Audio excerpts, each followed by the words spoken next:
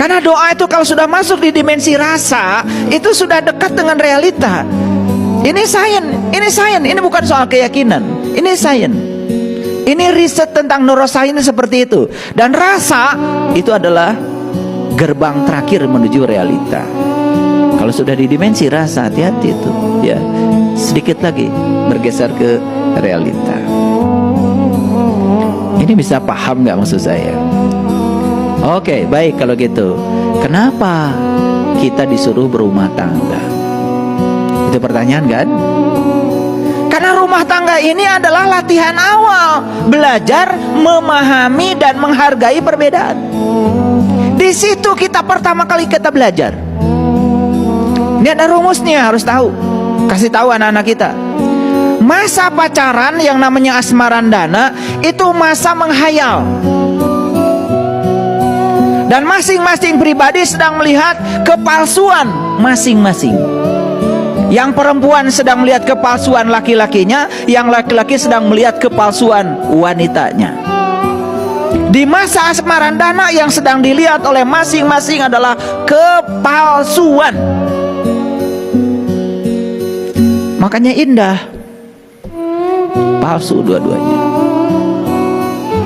Begitu selesai asmarandana, masuk fase yang sebenarnya, namanya gambuh. Di situ saling melihat aslinya. Makanya begitu sudah nikah, baru ada keluhan. Saya baru tahu, ternyata pasangan saya sifatnya beda banget dengan saya. Ayo, akui secara jujur. Kalian dengan pasangan beda banget. Bukan beda, pakai banget. Jadi pasangan itu kan namanya juga pasangan. Pasangan itu beda. Makanya siapa yang berhasil memahami dan menghargai perbedaan di level kecil yang bernama rumah tangga, ini akan menjadi modal besar ketika dia keluar dari rumah. Dan dia kira ketika dia meninggalkan pasangan, kemudian nikah lagi dengan yang baru, akan mendapatkan yang cocok gitu. Kan pasangan lagi, berarti akan dapat yang tidak cocok lagi. Terus mau sampai kapan? Karena ketika kamu gak lulus matematika, tidak mungkin kan remedialnya bahasa Inggris, ya tetap matematika dong. Betul nggak? Iya. Makanya orang-orang yang masih menolak, ya, menolak kontradiksi dalam hidup, dia akan mendapatkan kontradiksi yang sama berulang-ulang dalam hidupnya. Jangan lari, jangan lari. Makanya sudah, apapun yang terjadi, terima saja, lulus. Nah, setelah lulus satu level, maka kamu akan dapat yang lain lagi, yang jauh lebih keren lagi. Itulah hidup. Kan hidup itu belajar. Dan ciri orang belajar itu berubah. Karena belajar itu indikator utama adalah perubahan. Jadi kalian belajar dengan saya, ya harus berubah. Belajar dengan saya ngitung tahun aja. Udah belajar sama ya guru 3 tahun. Apa yang mau dibanggakan kalau kamu nggak berubah? Yang bisa dibanggakan adalah perubahan. Setuju apa tidak? Ini ngomelin pagi-pagi. Gak tahu, pokoknya hari ini, pagi ini saya pengen ngomel aja. Ini ada energi apa di ruangan ini nggak tahu. Pokoknya pengen ngomel. Pokoknya izinkan saya ngomel hari ini. Semoga omelan saya bukan nafsu saya. Aneh. Kalau ngomong, ya keyakinan saya rahmatan lil alamin. Tetangga saja tidak merasa dapat cinta kasih kamu kok, karena nggak ngerti. Rahmatan itu bahasa Arab, artinya cinta kasih. Dan cinta kasih itu indikatornya adalah bertumpu pada orang lain, bukan bertumpu pada kepentingan diri sendiri. Kalau Anda rahmatan lil alamin, ayo tunjukkan Anda itu menjadi pelindung yang aman bagi setiap orang yang bertemu dengan Anda. Bukan orang lain justru merasa terancam dengan kehadiran Anda, terancam dengan keyakinan Anda, terancam dengan kebodohan Anda, terancam dengan kebutaan Anda. Itu kan berbahaya. Jadi inilah pentingnya moderasi beragama di Indonesia. Perhatikan saya, moderasi itu dari kata moderator. Moderator itu penengah. Makanya kalau ada diskusi harus ada moderator supaya diskusinya teratur. Moderasi berarti titik tengah.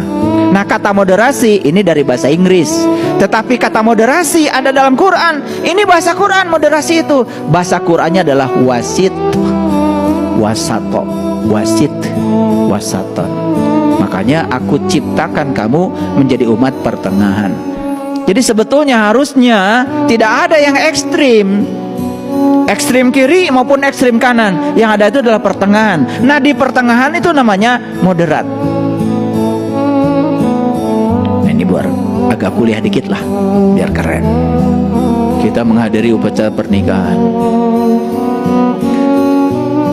MC sudah mempersilahkan semuanya untuk masuk ke ruangan karena upacara pernikahan akan dimulai. MC menyampaikan sebetulnya pasangan ini berbeda, jenis kelaminnya berbeda, cara berpikirnya berbeda, adat istiadatnya berbeda, maka yang berbeda ini akan ditandingkan. Ada nggak gitu? Bubar itu upacara pernikahan. Nah, yang beda ini akan disandingkan. Betul nggak? Didudukan di kursi pengantin yang indah. Kan begitu. Kan disandingkan, bukan ditandingkan. Betul nggak? Makanya saya belajar semua tradisi agama. Bahkan kemarin ketika saya diundang oleh Bante Damosudo, Damosubo di Jakarta, saya dihadiahi begitu banyak ya kitab-kitab Buddha. Dan alhamdulillah selama Ramadan kemarin saya baca semuanya. Duh, saya menangis. Saya berterima kasih, itu hadiah besar buat saya. Saya bisa belajar Dhammapada yang lengkap.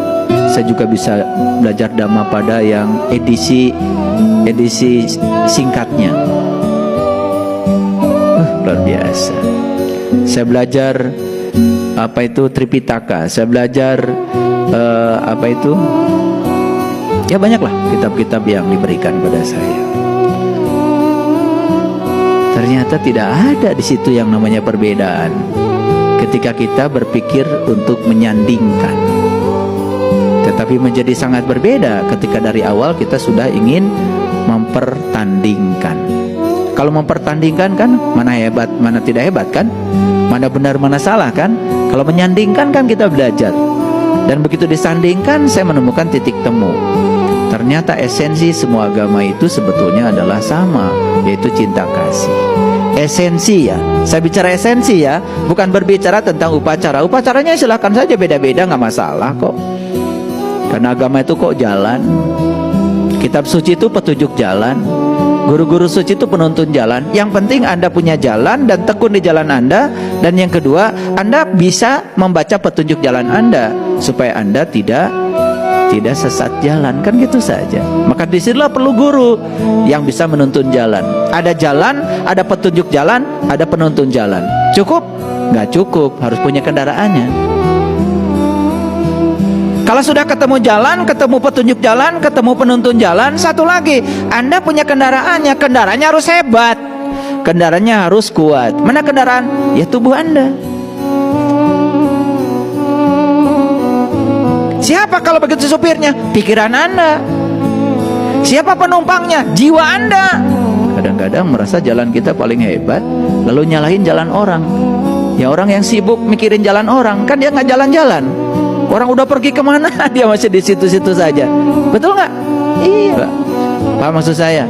Nah, yang akan sampai di rumah kita yang tekun. Yang tekun. Yang nggak mikirin jalan orang lain, yang tidak merasa paling benar jalannya. Makanya agama yang paling baik adalah agama yang mengantarkan pemeluknya lebih baik. Itu jawaban yang sangat bijaksana. Paham maksud saya? Oke. Baik ya.